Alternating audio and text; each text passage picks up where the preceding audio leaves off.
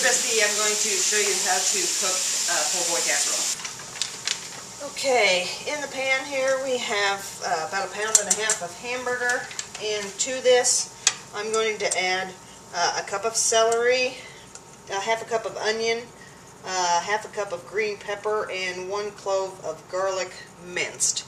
And we just want to put this all together and then just brown the hamburger and kind of sweat the vegetables down. And the hamburger's browned nicely. Supposed to drain the grease off of this after you get all this browned. And surprisingly enough, there's not that much grease on this, but we will go ahead and drain it. So we'll be back in just a few minutes.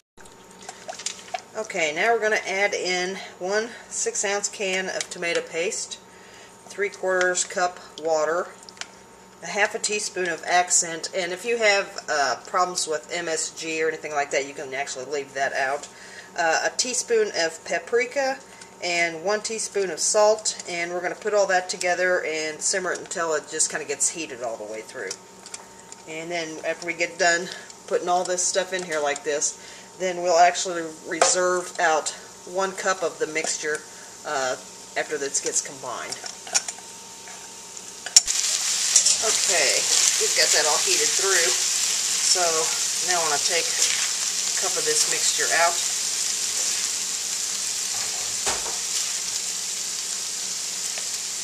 And set this off to the side. We've got plans for this. And now we're going to add in to this a 16-ounce can of pork and beans, and do leave the juice on them, do not drain them.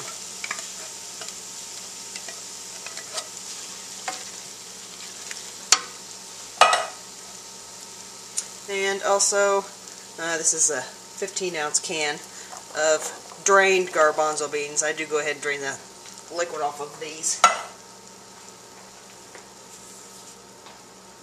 And then just kind of stir these all in to get it all mixed up.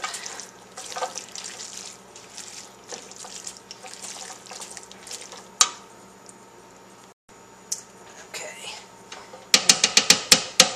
Now that we've got this all mixed up, I want to take and put this into a 9x13 pan. Okay, we got this all in the pan, and you just want to kind of pat this all out and then roll it out in the bottom of the 9x13 pan, and then I'm going to move on to the rolls that go on the top of this. So we'll be right back. Alright, the recipe calls for 1.5 cups of flour, 2 teaspoons of baking powder, a half teaspoon of salt, a half cup of butter cut until fine, and then a half cup of milk, to which 4 drops of yellow food color have been added. Or you can do like I do and cheat and use, yes, Bisquick. Works just as good, and it's like I said, by the time you actually mix all that stuff together, what you've actually done is made Bisquick, so this is just as quick and easy. And I do like to put the yellow food coloring in there because it kind of gives it a neat appearance. And I've got the gel stuff, so I'll just put that in there. And we just want to beat this around until it's all mixed in. You can see that yellow food coloring in there. Probably actually even add a little bit more.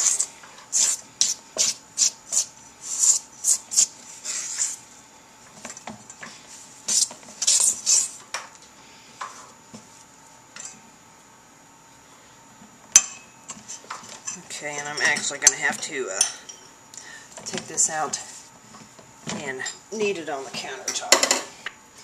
Okay, so I have cleaned my countertop off real good, and so I'm going to sprinkle some of this Bisquick down on the counter to kind of use as flour. Now let's pull this out.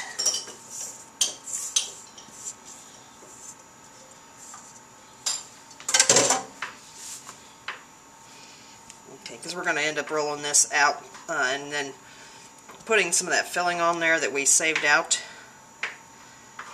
from the other stuff. And so you actually kind of have to have this rolled out with the rolling pin, and I do have the rolling pin off the side, but you want to make sure to keep it well floured so it doesn't stick to your countertop. Or if you want to, if you have like a pastry, one of those cloths that you can put down, you can also use that. But since I don't, I just use my rolling pin and then just do it however I need to. So, alright. So we're going to take and roll this out. And we kind of want a rectangle because basically what we're going to end up doing is stuffing these like cinnamon rolls. So I should have probably actually put my food coloring in with my milk when I put that in there, but that's alright. It's all good.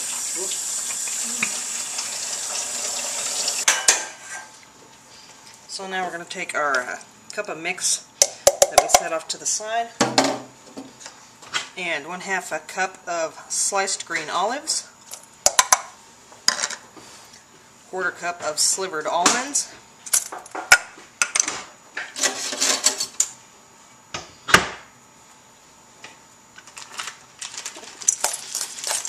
and mix that all together.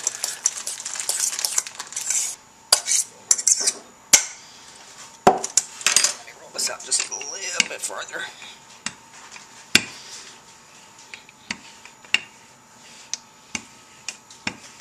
Okay. And what we want to do here is I'm going to start this edge, and then I'm going to go almost all the way over, but leave about 1 inch on the end so I can actually seal these up.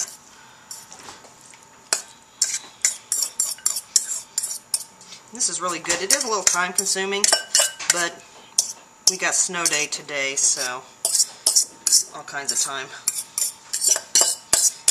Linda already made some brownies, so we got dessert too, so we're good to go.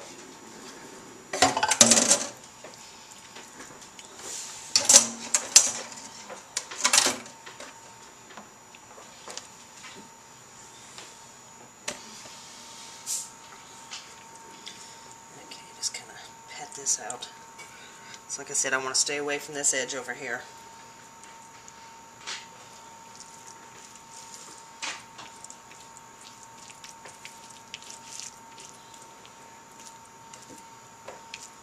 Basically what we want to do is just kind of start rolling these up.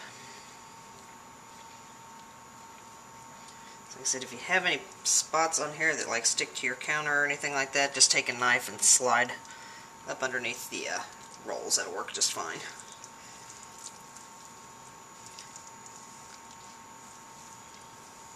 So there we go. So basically we have a big long tube of stuffed, there's a little flour on there so when I cut these they won't stick to the knife. Big long tube of the biscuits with the filling inside of these. So now I will slice these and then we will lay them on top of the 9x13 pan. So let me get that over here so it'll be ready to go. You just kind of, usually the way I do this just to make sure, it's like I slice them probably a little thicker than I should, and then I'll get to the end and I'll be in a panic and go, oh my god, I've run out of biscuits. So I'd say probably 1/2 inch is a good size.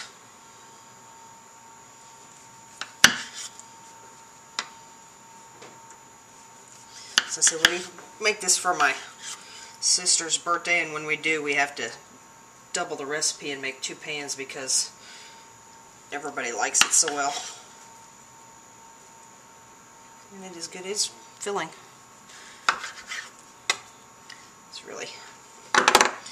really not that hard. It's mostly just browning stuff and then rolling these rolls out and everything, but it's just the prep time for chopping all your things up that takes the most amount of time. So then kind of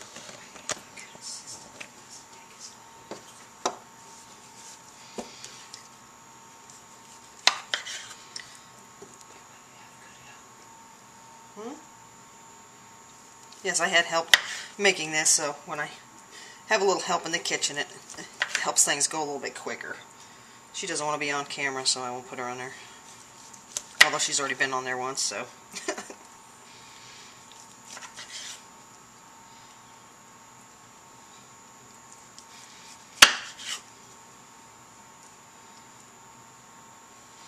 You don't want to crowd these up real tight to each other, because they will swell up a little bit. They're not going to swell up a whole lot. But you want to give them a little bit of room to get bigger. So like I said, I'm probably going to have to rearrange these some, because I think I'm going to run out before I get to the end.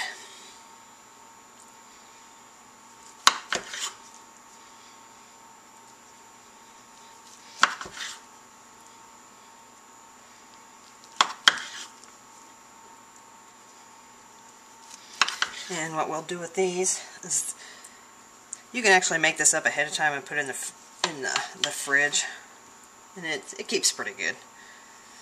But whenever we go to cook these, you want to put them in a 425-degree oven for approximately 30 to 60 minutes. It kind of depends on the oven, and you just want to look and make sure that your biscuits are just lightly browned. And this is what this looks like when it comes out of the oven. So we'll dish it up so you can see what it looks like. And there's what it looks like dished up on the plate. With the garbanzo beans and cooking beans and all that stuff. So it's really, really good. Can't wait. Later.